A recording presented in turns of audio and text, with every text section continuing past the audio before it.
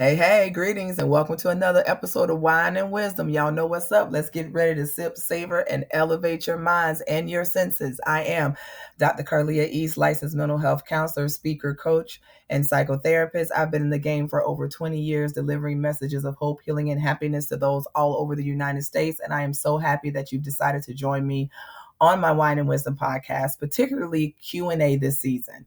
I've gotten a lot of questions throughout the years, and I thought that what would be a better way to do that than on this particular platform. So without further ado, let's get right into it. So our first question, is jealousy healthy in a relationship?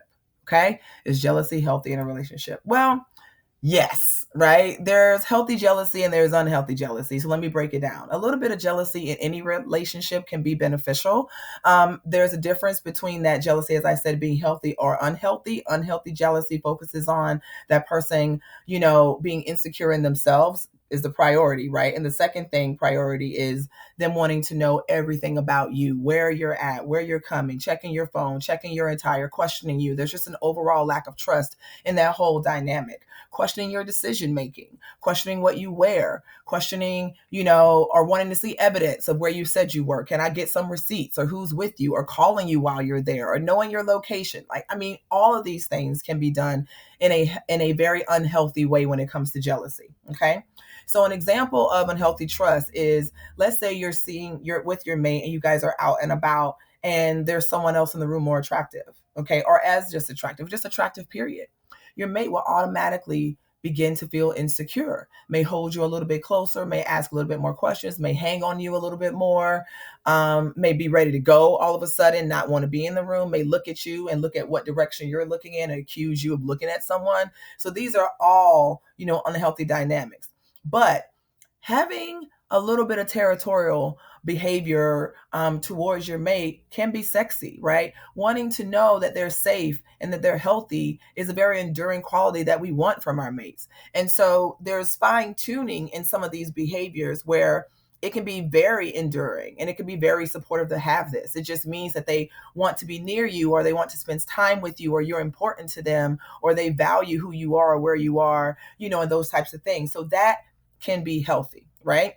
So I think that, no one wants to be with someone that is a psycho, but we also don't want to be with someone that doesn't want us, that doesn't need us, that's not passionate about us, that's not territorial about us, that's not quick to check somebody about us, right? Let's not front and say that we don't want those things.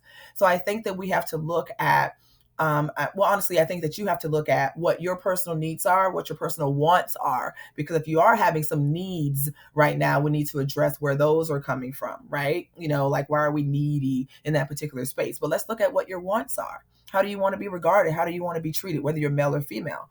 How do you, how do you want to be accessed? How do you want to be loved and touched? So these are all things that I think you have to identify. And then once you know what you want and what you require, then you can put out that energy and make it very clear of the behaviors that you're willing to deal with and not willing to deal with. But keep in mind, there has to be reciprocity in that whole process. So whatever you want from your mate, you have to be able to give the same thing in return. Okay. So yes, there's an appropriate amount of jealousy that I feel is healthy in any type of relationship. It just depends on how you turn it up or not. Okay. All right. Question number 2. How can relocation as a couple work well? All right. So couples that are dating, that are living long distances, or just say, I can't reach you in 30 minutes, right? We're just going to consider that, or an hour. That's considered a long distance relationship. You're not seeing each other every day. You don't have access. Absolutely, long distance relationships can be stronger. And because of all the social media and access that we have with electronic devices and things of that nature, there's even more of an opportunity for us to be creative with one another, right? So you can always FaceTime and communicate with each other, or, send each other little memes or text messages or gifts. There's all types of ways to communicate. But I think the truth is very clear. Absence does make the heart grow fonder. And this is not to say that cohabitating couples can't miss each other, because you can. You go off to work, or you go whatever, go on vacations, or go about your day. You can definitely find ways to reconnect and miss each other, because you're not like up under each other's asses 24/7. At least I hope you're not. But when it comes to engaging in long distance relationship, there has to be a lot of planning and strategy, meaning communication. Communicate about the wants that you have in this relationship. Communicate about how often you want to communicate. How often do you want to hear from this person? Do you want text messages in the morning? Do you want your communication to be at night? If you're exhausted when you get off from work because of your drive, is that the best time to communicate? Or are you guys better at jumping on a lunch call and communicating? So I think it's important to understand your rhythm, them understand their rhythm, and you get your schedules together so that you can coordinate how to be connected. Yes, you still can date each other when you're in long distance relationships. Of course, when you get together in the same space, it's going to be magical. You haven't seen each other a while. You want to merge. You want to be together. You want to go places. All that is supposed to be great. You're not supposed to be arguing, but you want to keep that flame burning. So how do we keep it smoldering? How do we keep that heat intensified? Well, we make sure that we are dating each other even if we're apart. So if there's a night that I know you're available and I'm available, let's plan to do a FaceTime date night. You pick a movie, we'll both hit play at the same time and coordinate, and we'll watch the movie together and we'll eat and we'll talk, or we'll cook a recipe together. You pick one or I'll pick one and we'll trade off and say, okay, tonight we're cooking. So we're going live, we're FaceTiming, we're cooking, we're laughing, we're jamming, we're having wine, we're connecting. It's a date. And it can be sexy. You can get dressed up for it. You might have on some flops, but you can totally get dressed up for your date. So it's about the creativity and the energy that you want to put into that person, and the creativity that you want them to put in you. I am a firm believer that people do what they want to do, how they want to do it, when they want to do it, and with who they want to do it with. Okay? So if it is your intention to stay connected, even when there's distance, you will stay connected. Whether you also can do things like this. Instead of it just being something that's virtually, write a letter. Like, remember old school pen pals? Do y'all know how romantic it would be if I got a letter in the mail from someone that, maybe I was dating him and they were long distance and they sent me a letter? Man, what? All over it, okay? Or sending flowers or a little token of appreciation. It can be like an under $10 thing. My point is, it's about the person knowing that they're important and that they're thought about even when you're not right in front of them. And as you know, things like that, or little tokens of appreciation or kindness or care, can go a very, very, very long way. So yes, definitely you can have a long distance relationship. Yes, it can work out in a healthy way. Just be creative with your connections. And with all of the social media and things that we have, there should be no reason why we can't connect. Okay. All right. Question number 3. How can venting about your relationship be done in a positive way that doesn't bash your partner? Ooh, that's a good one. Because sometimes we vent and we're actually vomiting. We're vomiting all our emotions on the individual. We've stacked it up because they've annoyed us in little ways, not in big ways. So we're like, oh, it's not big enough for me to say something. Or he's like, well, it ain't a major key, so I'm not going to mention it to her. But it is. If you feel it, you need to deal with it. Okay. And that means you have to address it. All right. And so the way to vent is to, first of all, be mindful of the things that are bothering you in that moment and talk about them in that moment. I think that couples, I try to teach couples to come together once a week and have a purging session, right?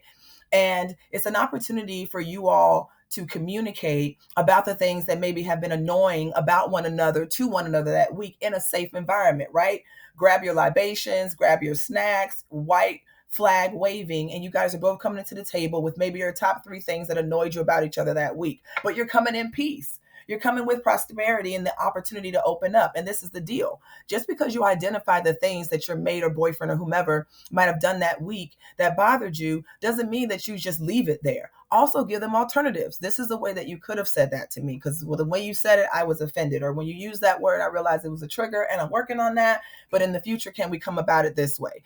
Again, it's not just about expecting them to just learn and know how you respond. It's also about giving them guidance so that they have the opportunity to be advised, so that the next time they can make better decisions. And the next time you can make better decisions. I will also say this. It is okay to have a safe space to vent, whether it's your pastor, a counselor, a bestie. Just make sure that person is healthy and that person is able to give you even energy, right? That they're not hateful, misguided, jealous of your dynamic, because you got to be careful with who you vent to and who you communicate with about your relationship. But I do believe that we can have safe spaces for us to vent and talk that shit, because we know we're not going to talk that shit to our mates. So I think that's important that you have that. Again, clean venting, which is what we want to talk about, is what I'm talking about here, should be about the facts, not about talking about they mama, they daddy, and they feet and they socks, right? It should be about the facts. And it should be coming with care and an opportunity for them to grow and for you to grow from that.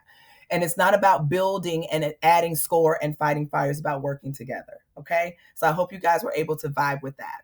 Again, this is Dr. East. I hope you've enjoyed Wine and Wisdom. Be healthy, be safe. I'll see you next week with 3 more questions. Bye.